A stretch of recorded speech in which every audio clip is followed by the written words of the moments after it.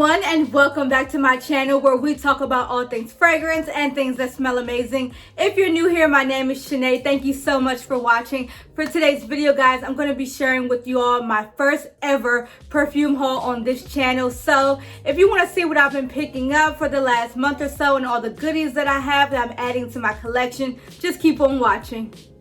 Guys, I am so super excited to share with you guys my first ever perfume haul on this channel. I am so excited. As you can see, I did a little damage lately, so I thought what better way to just share with you guys all I've picked up. So this is my first ever perfume haul. I have only a couple. I didn't go crazy, I guess, as you could say, but I do have ones that I want to share with you. I cannot give you, an in-depth perspective on these fragrances. It's just kind of like my first impressions in a haul. It's nothing too deep, so I'm just going to share them with you. The first one that I have is Dior Poison Girl. So I have been wanting this for a long time.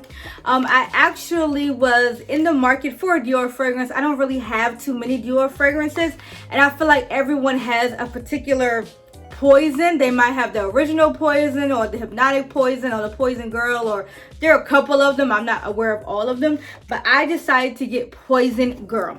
So I went into Sephora about a month or so ago and I smelled both of them, and this was the one that I knew that I particularly wanted. So with this one, I know that it does have orange blossom in it and it does have rose. So those are the first two things that got me when I smelled this fragrance. I like the hypnotic poison as well. The only thing, that one was slightly a bit too strong for me. I could see me probably adding it to my collection, a while from now. But this one was the more wearable version. And I'm going to be honest with you, I just love the actual presentation of the bottle. I just think it's really good. To me, this is a gourmand scent. I think it's considered a gourmand. I think it is because of vanilla and then the rose and then the orange blossom. I think it's a good scent. It's very edible. That's why I said it was gourmand. So it's super sweet, super sexy. It's very good for the cool months. I'll definitely say that. I wouldn't put this on for like spring and summer. Just me personally, I wouldn't. But some people would. I think it's good. Nothing too extreme. I got this off of Fragrance Net. I think I paid about $70 for it. Between $60 and $70. Nothing too crazy. So I'm going to test this out for the cooler months, and I'll let you guys know in a more in-depth review what I think about this particular fragrance, okay? The next one, actually, I just got a sample of it at Sephora, or a travel size of it, and this is Maison Margiela's replica, and this is Jazz Club. So I'm just gonna kind of probably tell you now, or you'll probably see in a future video, that I actually already purchased a bigger bottle in the Sephora sale. So this one right now is just the travel size that I have of the Jazz Club. I love it, guys, for the winter months. This is as, they said it's a leather scent. Okay, cool. I smell the leather in it, yeah. Not too much. When I think about this, honestly, the replica scent is supposed to make you feel like you're in a specific place or you're at that point in time in your life. So this is supposed to make you feel like you're in a jazz club. I don't have jazz clubs, I don't think, where I live in the DMV area, but I have been to some sexy clubs, at night, as far as, like hookah or smoking bars or lounges or however you call them. So it does have pink pepper, rum, vanilla, and vetiver in it. I love this fragrance.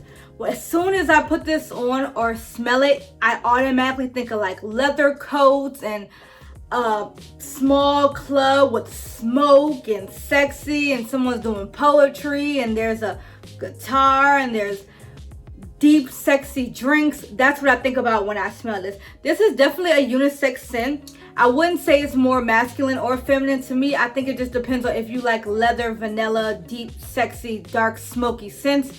Then of course, as a woman, you can wear anything. This is considered to be a unisex scent. When I look on the packaging, it does say male fragrance. So if you just wanted to know that, yes.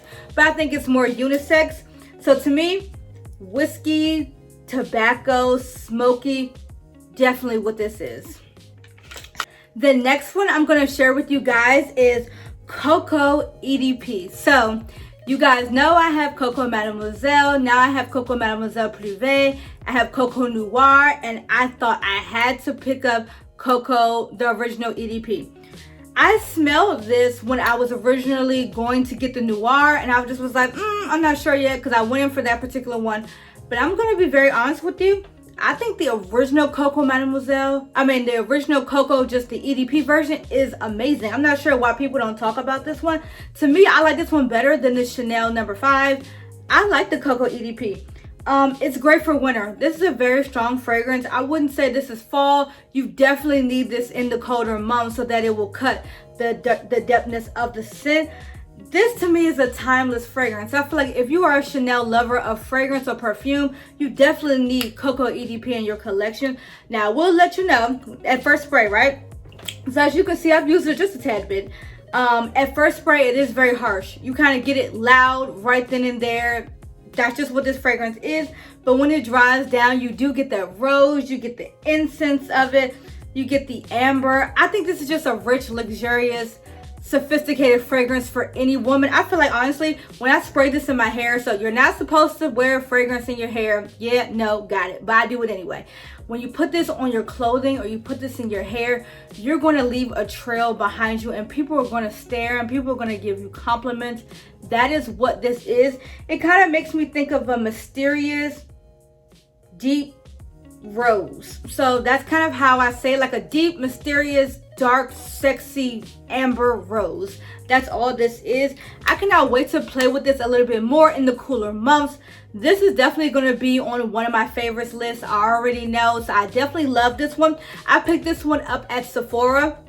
So the CoCo EDP is a little bit pricey. I think it was like $80, $90. Just for this one. I do have the 1 ounce of it, but that's fine for me. I don't need anything more because this is very, very strong. So if you like strong, harsh scents that you're gonna have to dry down a little bit, then you'll definitely love Chanel's CoCo EDP.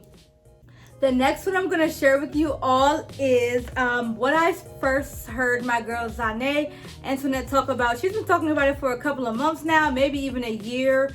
I think about a year, and I heard about it. She kept saying it was fabulous, it was good, I had to pick it up. Not me personally, but I just felt like she was talking to me.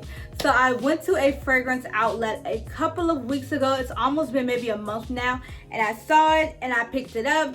And I hadn't smelled it before, so I smelled it in the store, of course. And I was like, okay, it's good. I'll add it to my collection. This is Armaf La Femme. I think this is a good fragrance. Now, it's not like the ones I just mentioned. It's not deep, dark, sexy, none of those, wow things. I mean, not wow, but I mean like none of those harsh things. This is a fruity floral with a little bit of musk and a little bit of woody notes in it, but I definitely get that fruity floral. That's automatic. I do use this for everyday use. I have been using it lately in the daytime. I haven't necessarily worn it out too much. So day, from running errands, going to the store, just going for lunch, things like that. I wouldn't wear this out to a club or a dinner or anything like that. It's just a little bit too fruity floral. Maybe in the springtime, but just not right now in this season. So I'm definitely using this right now as more of an everyday scent. I didn't mind the fragrance. So like anybody that knows me knows I love my deep, dark, smooth, sexy, coffee, whatever type licorice scents. This is not that for me. I'm okay with that only because the price tag of it wasn't expensive. It was like $30 at the outlet, $25 to $30. So I didn't mind it at all whatsoever. This is good in my opinion. I like a fruity floral, so it's not my go-to, yeah, but I think it's good for what it is. So thank you, Shanee, for the request. I mean, for just telling me about it, because it was something I was going to purchase anyway, but I just couldn't find it in like stores. So I had to like go on FragranceNet, and I couldn't find it there. It was sold out. So when I was in the outlet, I just saw it and I was like, oh, okay, I remember it. So I just wanted to smell and pick it up. It definitely is a compliment getter in my opinion. So if you like those fruity, sweet, creamy, airiness, and by airiness I kind of mean like light fragrances with great longevity in it, then you'll like this fragrance. So it is a fruity floral. Let's just say that, a fruity floral with great longevity. I don't mind it. I think it's a good scent. So hey. The last one I'm going to share with you guys that I picked up at the fragrance outlet as well, just like the Armaf. This is Daniel Hoser's Mystery Oud. So I'm going to tell you guys what I think about it honestly. When I smelled it in the fragrance outlet, I really did like it. And then when I got home a couple of days, I kind of wasn't too sure about it. So I'm still trying to make up my mind if I kind of like it or not. This is a huge bottle, but of course at the fragrance outlet, I think I paid not too much, maybe about $50, maybe $60 as well. I loved it. It is an oud scent, so it's mystery oud. Now I'm gonna let you guys in on a little secret. This is very strong. Like, as soon as I smelled it, I was like, oh, this is one of those ouds where if you don't like oud, you're not gonna smell it. At first spray, I loved it. Like I said, I'll admit, right now I'm still trying to get to know it. It kind of reminds me of my grandfather's, kind of nostalgic for me in a sense.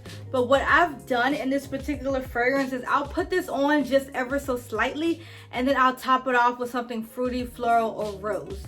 You know, so it kind of gives it a different twist on it. It's not so heavy. In my opinion, this is kind of like this is a leathery oud, so it's very deep, very dark, very smoky, very sexy. So when I do put it on, I would like kind of lighten it up a little bit with like Coco Mademoiselle or Idole by Lancome, something like that, to just kind of give it a little bit of like more lightness, because this is a little too deep for me in my opinion. I did mention that I do have, like I said, the Jazz Club has leather in it as well, but that's a different type of, because it has like a sweetness to it, kind of like, because it has the vanilla and things like that. This is just straight up oud, so it's very, you know, deep. It's not anything to play around with. So if you don't like ouds, I wouldn't say get it. I can kind of doctor this up a little bit to make it more wearable. For me, I don't need that many sprays at all. So this particular bottle, I did not too much damage in it. So I have been spraying it generously, but not something that's going to overpower me, because I'm going to layer it with something else. So as long as this is something that I feel like if you're not familiar with these type of oud scents, or you're not very, you don't know how to play around with them, then I would definitely steer away from this, you know. So I layer this with, like I said, my floral scents. So I'm interested to see how I'll be wearing this in the cooler months. So now we're in November, so this is gonna be one of those I'll gravitate towards more. So I'll let you guys know in a future video what I thought about this particular fragrance. So there you have it, everyone. I hope you enjoyed my first perfume haul ever here on this channel. It probably won't be my last one, because I enjoy doing them. Let me know in the comments section down below, what are some things or some new perfumes that you've added to your collection that you are in love with. Don't forget to hit the subscribe button if you enjoyed the vibe over here on this channel. You can also give this video a big thumbs up if you enjoyed the video today. Go ahead and follow me over on Instagram at The Style of Scents. And until the next video, guys, bye.